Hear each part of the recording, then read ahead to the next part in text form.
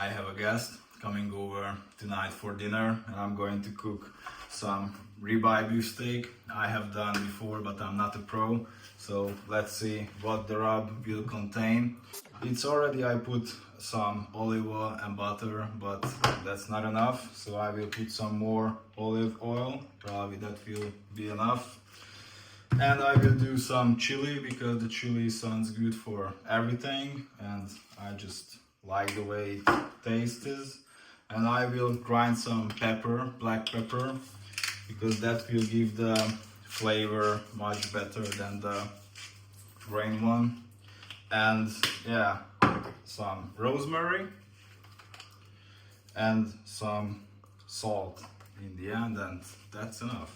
That's alright. I think probably that's a lazy dinner, who knows, but it's so quick to do.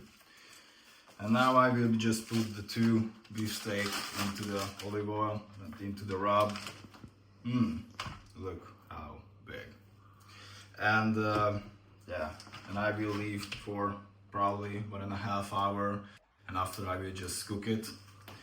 Let me know in the comments how you do steaks, because as you can see, I'm not a pro and I like to eat, so subscribe.